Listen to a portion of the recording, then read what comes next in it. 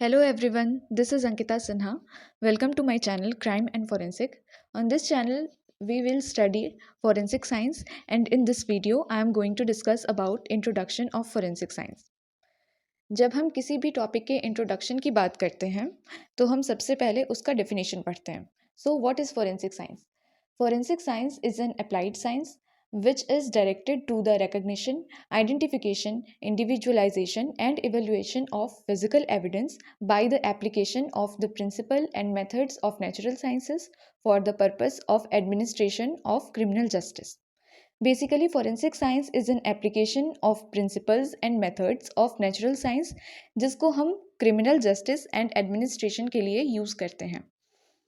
And hence we can call forensic science as an applied science. Forensic science word एक Latin word forensis से derive किया गया है जिसका मतलब है belongings to courts of justice और to public discussion and debate. As I already have discussed that forensic science में नेचुरल साइंसेस को ही अप्लाई करते हैं for criminal justice. So some chief branches of natural sciences which we use in forensic science are chemistry, biology, physics and geology. Time के साथ साथ इस field में डेवलपमेंट भी हुआ है. And forensic science have some of its own branches such as anthropometry, fingerprints, footprints, documents, ballistics, odontology and serology. There are 7 basic laws and principles of forensic science.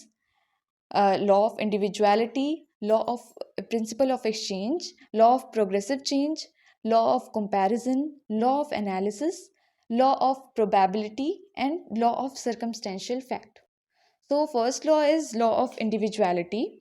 Every object, whether natural or man-made, has a distinctive quality or characteristic in it which is not duplicated in any other object.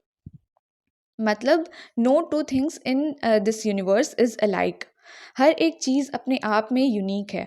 इधर वो macro level पे हो जिसको हम naked eye से देख सकते हैं इजीली, या माइक्रो हो. अगर हम एग्जाम्पल की बात करें तो fingerprint will be the best example. सबके फिंगरप्रिंट्स यूनिक एंड परमानेंट होते हैं, इवन आइडेंटिकल ट्विंस के भी.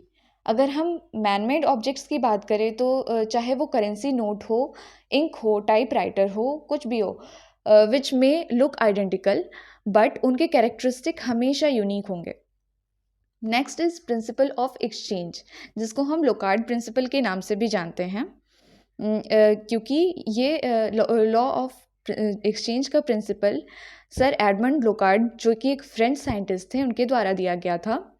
और according to this principle, as soon as two things come in contact with each other, they mutually interchange the traces between them. या फिर हम कह सकते हैं every contact leaves a trace. This principle is validated in all cases. जहाँ भी contact हुआ हो वहाँ से ही हमें evidence मिलेंगे, जैसे fingerprints, footprints, tire marks, hair sample, body fluids, fibers, anything. Now, law of progressive change. Everything changes with passage of time and nothing remains constant. मतलब टाइम के साथ साथ एविडेंस में या क्राइम सीन में चेंजेस आते हैं. अगर हम यहाँ एग्जांपल लें किसी डेड बॉडी की, तो टाइम के साथ साथ उसमें चेंजेस आते हैं, वी ऑल नो दैट. या फिर कोई क्राइम सीन को अगर हम काफ़ी दिनों के लिए ऐसे ही छोड़ दें अनएग्जामिन्ड, तो वहाँ पे कोई भी फिजिकल एविडेंस कॉन्टामिनेशन हो सकता है. So the crime scene must be secured on time. Otherwise, a change or in weather or presence of animal or human can affect that crime scene. Next is law of comparison. Only like things can be compared. ये law काफ़ी important है for laboratory examinations. अगर कोई murder fire arm weapon से किया गया है तो हम उस बुलेट का कंपैरिजन किसी नाइफ के साथ कभी नहीं कर सकते. दो एक जैसी चीज़ों का ही कंपैरिजन होना पॉसिबल है according to this law. Now law of analysis. The quality of any analysis would be better by collection of correct sample and its correct preservation in the prescribed manner. For better result हमें physical evidence की packaging, collection, preservation को appropriately करना होता है, so that proper result आ सके after laboratory examination and कोई भी contamination ना हो. Now, law of probability.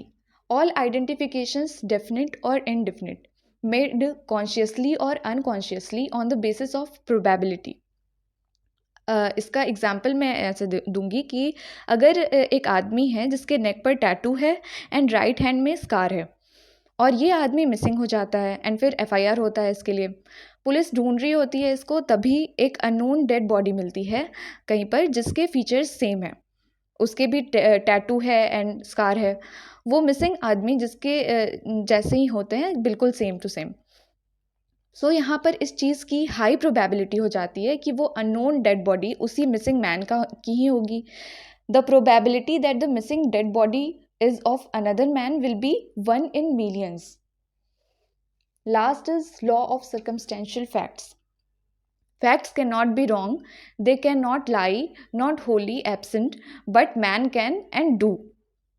मतलब जो भी फैक्ट्स हमको मिलते हैं क्राइम सीन पर, वो आई विटनेस के कंपैरिजन में ज़्यादा एक्यूरेट एंड रिलायबल होते हैं.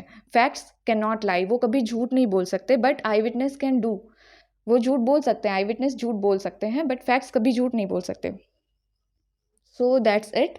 इस वीडियो में हमने फॉरेंसिक साइंस के इंट्रोडक्शन एंड लॉज के बारे में डिस्कस किया. You can comment your query regarding the topic. Thank you.